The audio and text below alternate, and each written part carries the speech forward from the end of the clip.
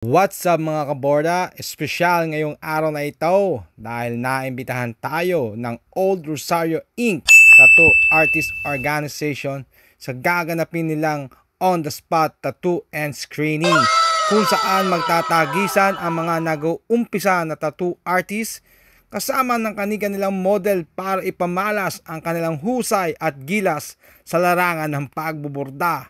Siyempre naman, pag garning usapan ay alangan namang ating palampasain, ay di kaya ako'y maagang gumising at nagsaing. Napailang naman ang aking darling.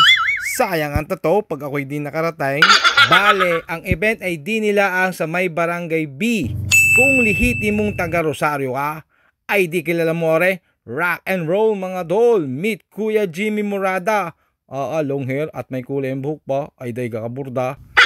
Siya nga po pala ang may-ari na ring La Consuelo Spring. Abay, kagitlak ko sa aking nakita.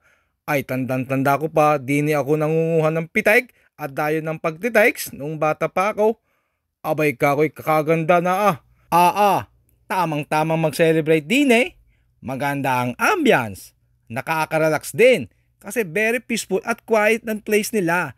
At ang maganda pa, ay pwede ka din mag-swimming. O di kayo magtampisaw kung ikaw naman ay lamigin. Maluwang din ang kanilang function hall area. At ang matindi pa, ay di mo na kailangan mag-alala dahil swak na swak lang ang budget sa bulsa. Magandang hapon po sa ating lahat. Kami po ang Old Rosario Inc. Ako po si Kenneth Ibanhel, ang founder ng tattoo organization ng Old Rosario Inc. At po si Mr. Eman, ang aming Pangulo, dan po si Mr. Vice President. Kami po ay nandito sa screening ngayon para matulungan namin ang mga bagong mananako ng Rosario, Batangas at mga karatig na lugar. At dito po ay ginaganap po namin yung pagkatato on the spot upang makita namin kung okay yung kanilang mga ginagawa at proseso ng ito. At dito po ay may matutulungan din po namin sila para magabayan bilang mga magsisimula na kasamahan namin. Yung pinamasa, ang nila itong kumapit namin, hindi rin, matanggap kami. Kayo po ay aming tinatanggap ng buong puso. Napatagos na nga. Matagal-tagal din aring guhitan ng balat. At alam nyo nga mga kaburda, walang kasing saklap. Pag ang karayom ay tinusok at inilhapat na sa balat, ay tunay namang nakakapagak.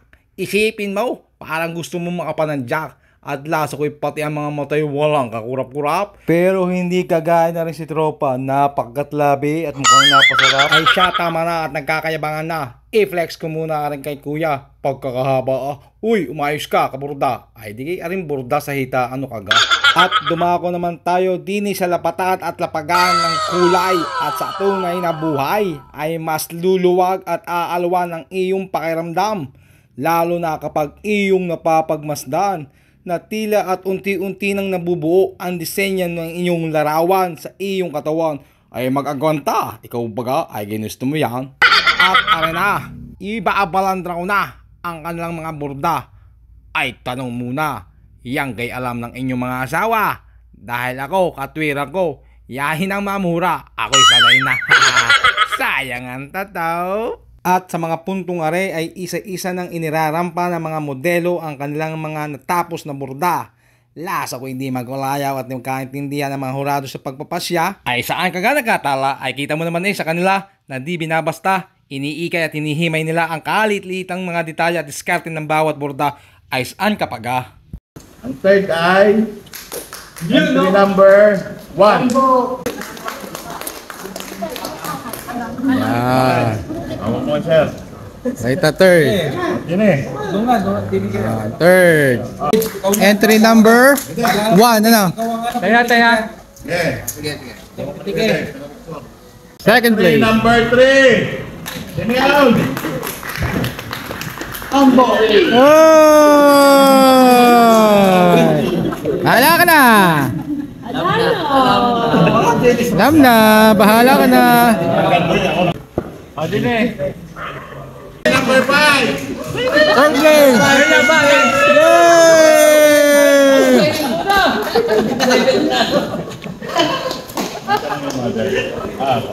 First place. Yun.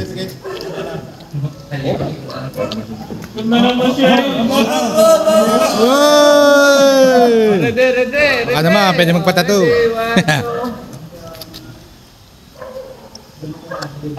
Hari na pag-usapan, Best setup. ibigay kay Rosman Anuran. One way mo. Wala ka na. Picture. Best setup. Magaling ka talaga. Magaling ka talaga sa setup. No? Ayun.